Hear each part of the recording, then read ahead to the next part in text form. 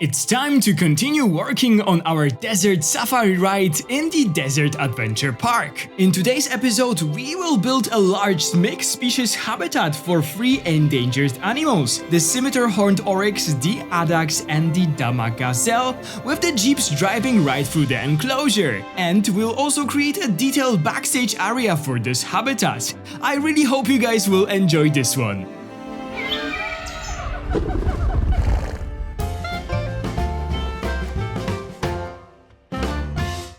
Hello guys, this is Caesar Creates and welcome back to my channel. Today we are back in the Desert Adventure Park, where we'll continue our Jeep Safari ride through the dunes of the desert. In the last episode, we added our first enclosure to this desert safari ride, and it was a baboon canyon. And I am so happy that so many of you enjoyed this video and liked the build, because it was basically our first enclosure and it kind of set the tone for the entire Jeep safari ride. So it was very important for me to make it right from the very beginning, especially that it is the very first time that I am actually building any of the rides in Planet Zoo on my channel, so this really meant the world to me that you guys like this episode so much. And by the way, if you haven't seen it, definitely go and check it out. I will put the link down in the description and on the screen, so you can find out what is the plan for this safari ride basically in our Desert Adventure Park. But yeah, it is finally time for a second episode of this ride. Definitely not the second episode of the entire zoo, but of this mini project in the zoo. Maybe not even second when I think about it, because we also had the station for this ride that we created a long time ago. Then we created the first enclosure, that was the baboon, and now it is time for the second enclosure, and this will be a mixed herbivore enclosure located on the desert for some desert ungulates. So when I first had this idea of creating this desert safari ride, I knew that I would have to do a list of the animals that I want to include. Typically, when it comes to those Jeep safari rides in zoos, you'll have animals like, I don't know, zebras, giraffes, gazelles, or different antelopes that are typical for more like savanna regions. But I had this idea to create a desert safari inspired by Dubai Safari Park. They actually have 2 different safari rides. One is for a typical like African species that I mentioned, and the second one is for something that we do right now, so more for like desert animals. The safari there, this desert safari in Dubai Safari Park, is meant to showcase the wildlife of the Arabic region, so kind of a local wildlife, but in here of course we are going for different animals living in the desert. And when I made this list of all the animals, I definitely knew that I would have to combine some of them. I really like to build mixed species habitats, but I also didn't want to make like, I don't know, 12 or I don't know how many enclosures for this ride. I wanted to have less amount of enclosures, but maybe bigger and more spacious enclosures. Very often when you have those safari rides in zoos or maybe in some safari parks, the enclosures are very spacious. The animals have a lot of space. Also, you need to make sure that a lot of cars will be able to drive into those enclosures, so they have to be bigger. And that was my plan. So when I made this list, I tried to group the animals based on what enclosures they might go into, and I had to find a common thing for them, and I decided to go for simply their origin, the places that they come from, that those species actually have a chance to meet in real life, because they live in the same like locations, same habitats, and I found those 3 that we will add today. That was a very long intro. So basically this mixed species habitat will be for 3 ungulates that I just love, so I am very excited for this habitat. This will be the Scimitar-horned Oryx, the Addax, and also the Dama Gazelle. I wasn't entirely sure if it's a good idea to mix the Scimitar-horned Oryx and Addax if they won't have any fights. Those are quite similar animals, so I didn't know if the males of those species won't try to fight each other, or is there any like possibility of crossbreeding. But I actually saw a habitat just like this while looking for inspiration, and also I think that in Dubai Safari Park they also have their mixed, so things like that can actually be working, and that's why I decided to mix those guys together. And not only is the region that they have in common, but unfortunately all of those animals come with a very sad conservation message. Basically, the Dama Gazelle and the Addax are critically endangered species from the north of Africa, and the Scimitar-horned Oryx used to be completely extinct in the wild, but through efforts of zoos and also some national reserves, we were able to save this species, and right now it is an endangered species. So when it comes to this particular species, the things are a bit more optimistic, but when it comes to the Dama Gazelle and the Addax, they are not. I mean, the zoos try to breed them. I really hope that we will be able to do something like we did for the Scimitar-horned Oryx, and we will be able to save those beautiful antelopes from extinction. So I am sure that this habitat will be very important to our zoo, because this will probably be a breeding program. So we will breed those animals and try to reintroduce them to the wild, or just send them to different zoos to broaden the gene pool in other zoos, just like real zoos do. So I really wanted to build something special for them. Scimitar-horned Oryx are probably my favorite antelopes on this planet. I already shared with you, I think, my story, my personal story with them a couple of times.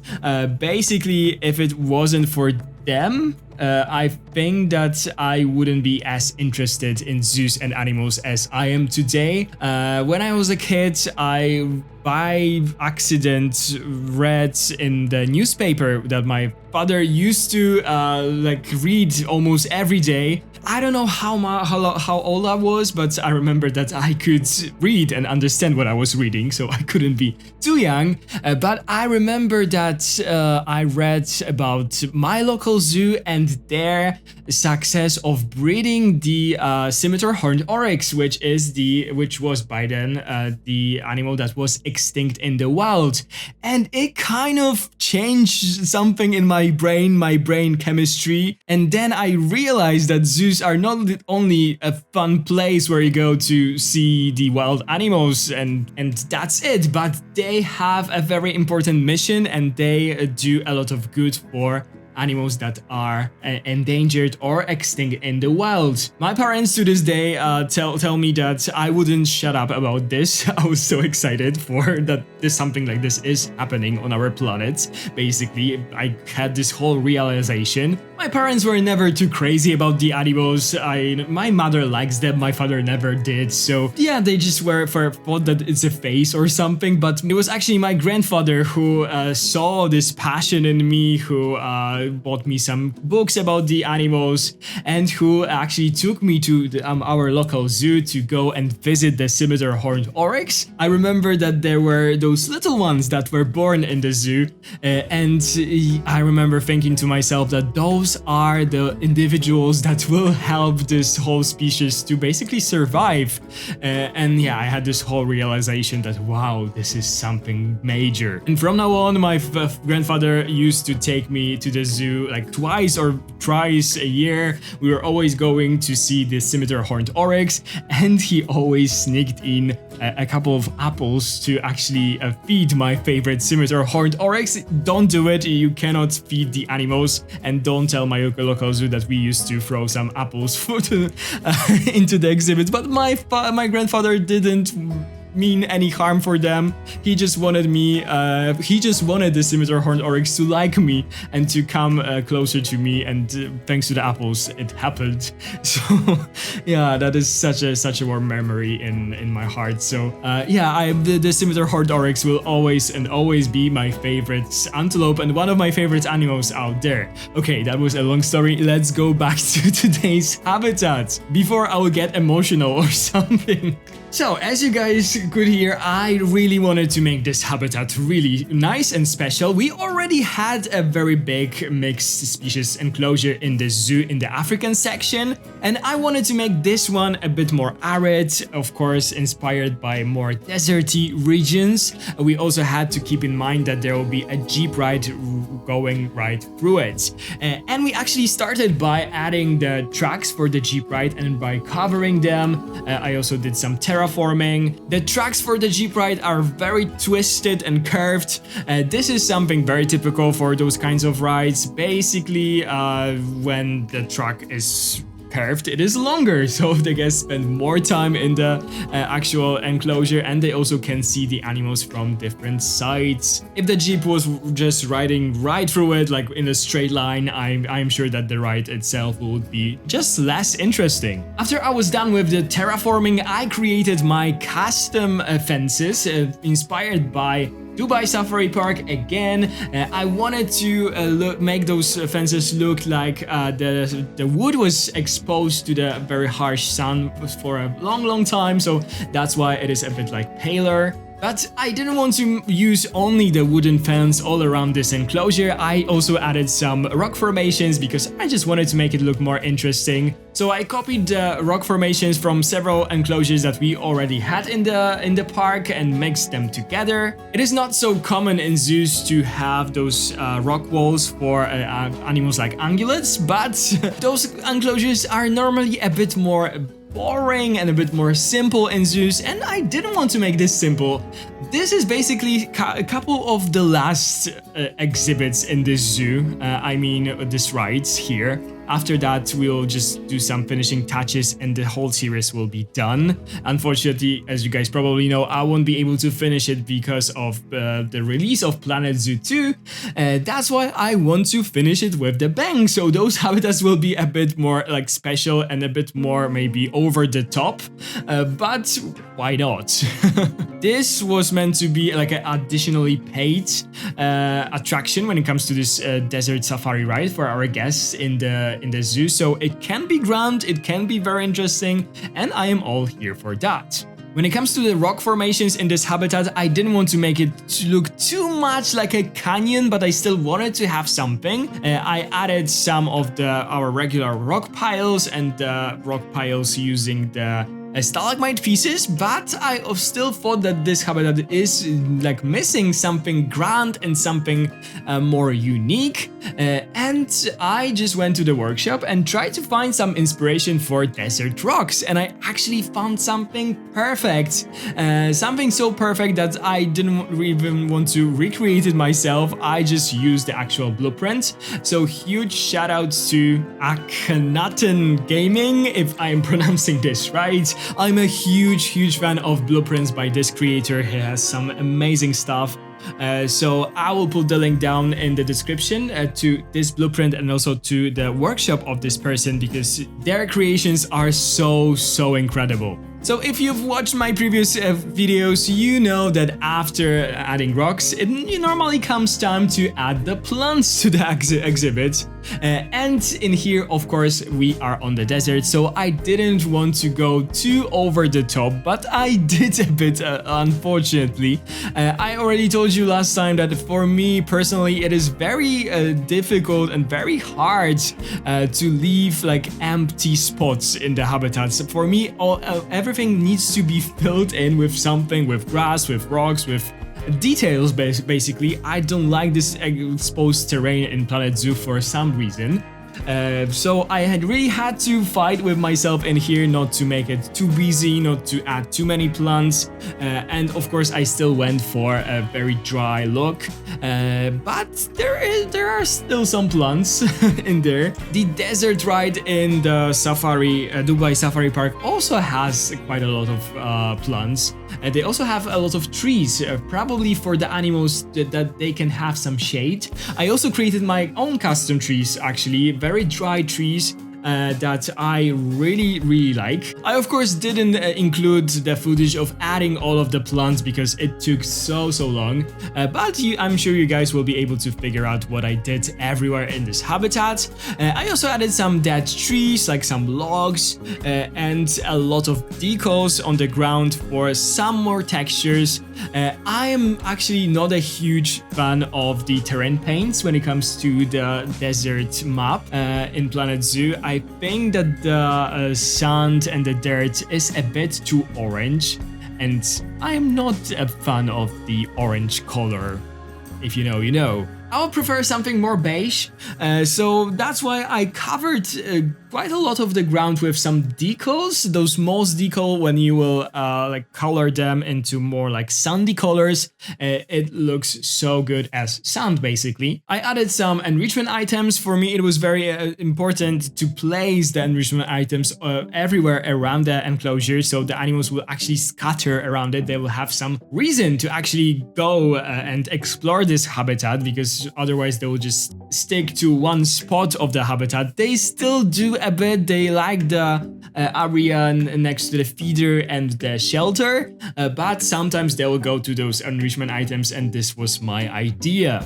I also added a pond, a little water section for them. I had this idea to add this watering hole for them next to the track, so they'll gather there, and the guests will get this really amazing view of them just drinking the water, chilling by the water. I had for some time an idea to add some palm trees around it, but then I thought that it is a bit maybe too cliche to have this like oasis on the desert in this habitat, but maybe I will do it for some other ones. We will see. I like cliche things from time to time. I also used the decals to create tire marks, so that this ugly track for the Jeep ride is hidden. We still see where is the actual track of the Jeep ride. I added some finishing touches, and then it was time to create the holding pens and also the shelter. I created a really nice entrance to the backstage areas for the animals with the little roof, and I will also show you a bit of creating the actual shelter. Now the shelter will be something very similar to the one that we also created for our very big mixed habitat animal here in the Africa section. It will be basically a bit like semi-opened shelter, so you'll have the roof that will be on those stilts or something, but it won't be connected to the walls of the exhibit, and it won't be totally closed. Because we are in a very hot climate, there is no need of completely closing the shelter. The temperatures will never drop below 0 or anything like that. Animals will be good just sleeping like that, and I believe that it is very good for actual ventilation inside of a shelter like this. They still have a roof, they still have their stalls. I created all that, and you will see that all in the cinematic shots by the end of this video. I actually love how this backstage area has turned out, and yeah, this is basically all that I have for you when it comes to the speed build part of this video. I'll meet you guys in a second to show you around this habitat. Damn, that was a lot of work, but I absolutely love how this habitat has turned out. It covers more than 10,000 square meters, and builds of this scale always take a long time because of all the small details needed to make them feel alive. But honestly, it is completely on me, as I really wanted this habitat to be spacious, so it reflects the natural environment of these incredible animals. But before we'll take a closer look at them, I think we already have our first Jeep approaching. It just came through the Baboon Canyon and is now slowly making its way through the brand new ungulate enclosure. And wow, I just love how it looks. Passing right next to the watering hole and now driving alongside the backstage areas, it is such a cool view. As I mentioned before, this habitat is also quite special for conservation reasons. We have the Addax with only around 100 individuals left in the wild. Then there is the Dama Gazelle with roughly 200 remaining. And finally, the Scimitar-horned Oryx, which was once completely extinct in the wild, but thanks to the efforts of zoos and wildlife parks, there are now around 600 individuals living in the wild again, which is amazing, even though the number is still very small. It's honestly very sad to think about, but maybe this build can inspire some of you to learn more about these animals and the ways to help them, for example by supporting the right conservation organizations. My goal here was to create a large, open, arid environment that can house a bigger herd of these species. I also added a big backstage area with holding pens and a stable, and even though I put that section together fairly quickly, I'm actually really happy with how it has turned out. Alright guys, this is all that I have for you in today's video. I really hope you enjoyed it. If you did and you cannot wait for more episodes of our desert safari ride, consider to subscribe to my channel if you haven't already, ring the bell so you don't miss any of my future uploads, give this video a big thumbs up if you enjoyed it, and of course leave me a comment and tell me what you think about this new enclosure in the Desert Adventure Park. Okay guys, thank you so much for watching, have a wonderful day, and I'll see you in the next one. Bye guys!